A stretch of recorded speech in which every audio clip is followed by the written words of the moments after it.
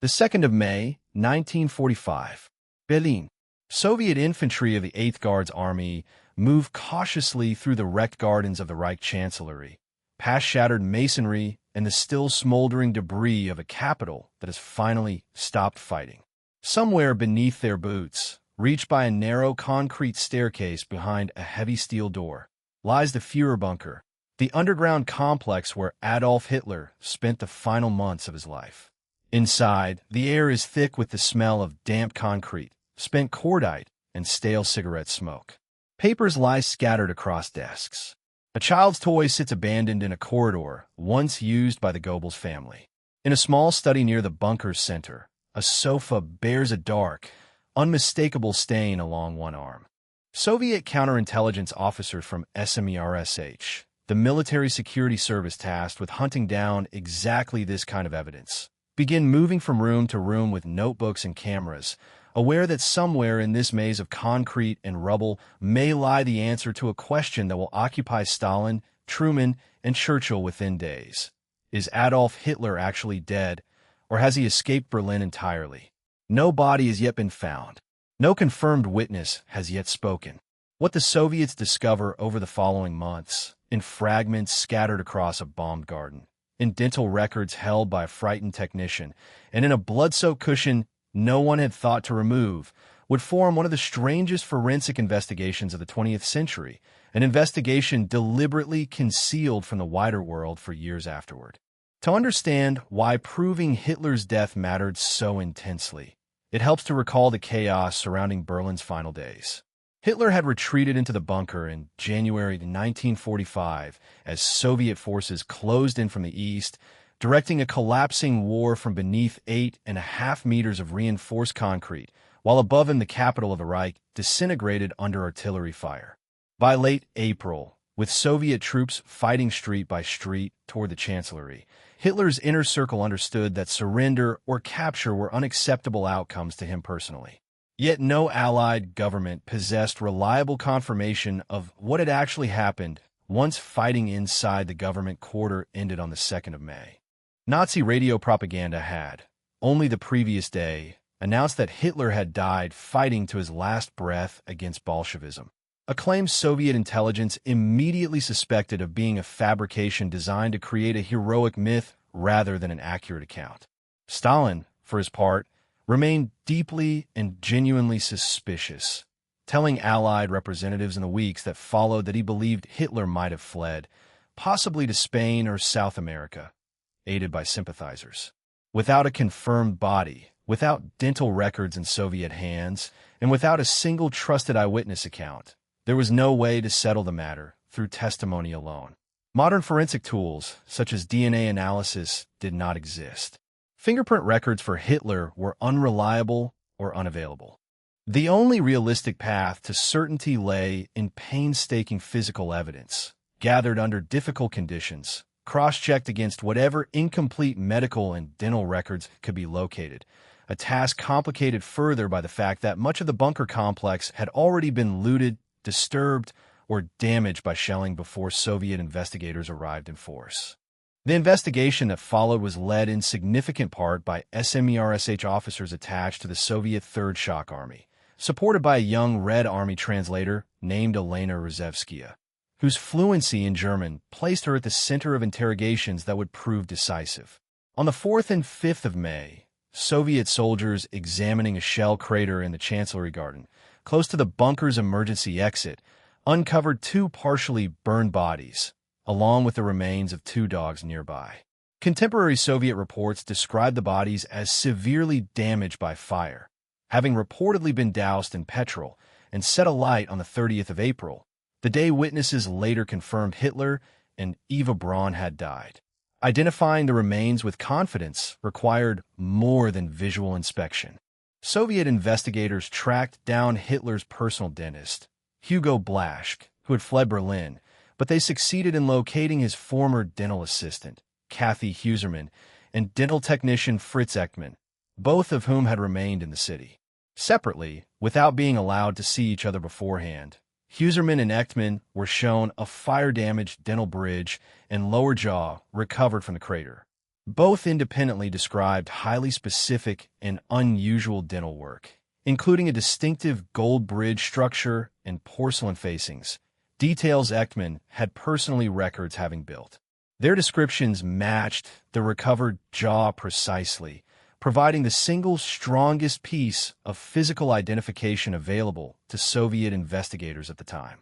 Alongside the jaw, investigators cataloged other physical traces.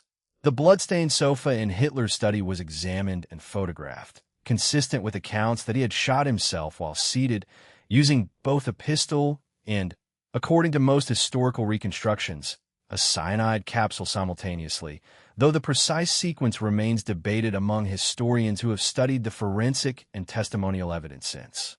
Small glass cyanide ampoules, of the type distributed among Hitler's inner circle in the bunker's final days, were recovered from multiple locations, including from the remains found in the crater and from the nearby bodies of the Goebbels family, whose 6 children had been poisoned by their mother, Magda Goebbels. On the 1st of May, a documented tragedy confirmed through autopsy and testimony from surviving bunker staff. A skull fragment bearing an apparent bullet exit wound was also recovered from the same crater area, though not until later searches, and it would eventually be transported to Moscow along with the jaw fragment for long-term storage, kept away from public or Western scrutiny for decades. Records suggest the recovered remains themselves, rather than being preserved indefinitely, were later reburied, exhumed again, and finally cremated by Soviet authorities in 1970 in Magdeburg, with the ashes scattered, a decision reportedly made to prevent any surviving physical grave from becoming a site of neo-Nazi pilgrimage. If you're enjoying this journey through history, subscribing genuinely helps us continue bringing remarkable, true stories like this to the channel. Despite the strength of the dental evidence, Stalin chose to withhold Soviet findings from the Western Allies for reasons that remain debated among historians, some suggesting political advantage, others suggesting genuine residual uncertainty within Soviet leadership itself. At a Potsdam conference meeting that July, Stalin reportedly told President Truman directly that he believed Hitler was still alive, a statement that startled American and British officials and helped fuel years of public speculation. Meanwhile, in the British zone, an intelligence officer named Hugh Trevor-Roper was independently tasked with establishing what had happened, working not from physical remains, which the Soviets controlled, but from painstaking interviews with surviving bunker staff, secretaries, and guards who had escaped Berlin before its fall.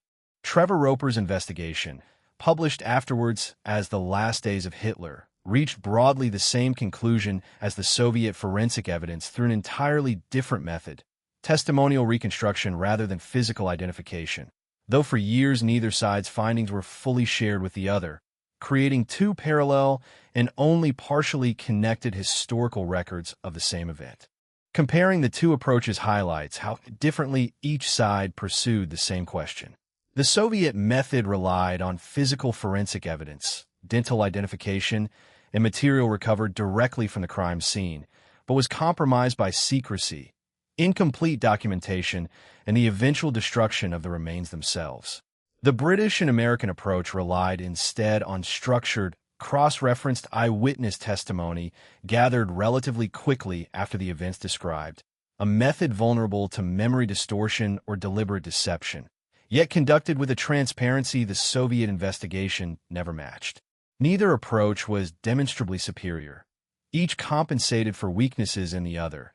It was only through the later, gradual convergence of both bodies of evidence, particularly after Soviet archives began opening following the collapse of the USSR, that historians could properly cross-check one investigation against the other. The wider historical impact of this evidence has been significant, though more for questions of historical certainty than for any operational or military consequence. Because so much of the Soviet physical evidence remained classified for decades, conspiracy theories about Hitler's survival persisted with unusual longevity, particularly in the absence of a publicly confirmed grave or verified remains. That changed only gradually. In 2009, American researchers were permitted to examine the skull fragment held in Moscow State Archive, and, using DNA analysis unavailable to wartime investigators, determined that the bone actually belonged to a woman under 40 years of age, casting genuine doubt on whether this particular fragment was ever correctly identified. A finding that in no way disproved Hitler's death, but did expose the limitations of the original Soviet cataloging process.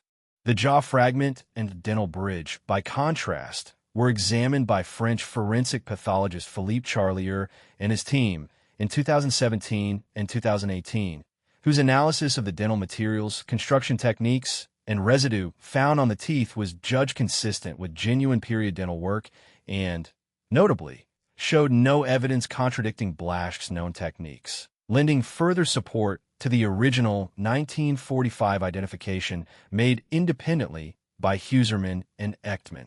The jaw and dental bridge remain today within Russian state archives, still not permanently displayed to the public, while photographs, interrogation transcripts, and Rzhevskaya's own later published memoirs remain among the most detailed surviving primary accounts of the investigation itself. Return, for a moment, to that bunker corridor on the 2nd of May, to Soviet officers moving through rooms still holding the physical traces of the people who had occupied them only days before. The central question that hung over that scene, whether the man responsible for so vast a war had truly died within those walls, could not be answered by rumor, propaganda, or official statement alone. It required a technician's memory of a specific gold bridge, a translator's careful cross-examination of two frightened witnesses kept apart so neither could influence the other, and small glass vials recovered from a bomb garden and matched against a documented pattern of behavior among those who chose death over capture. None of these 7 pieces of evidence, the dental bridge, the recovered jaw, the bloodstained sofa, the cyanide ampoules, the skull fragment, the remains of the Goebbels family,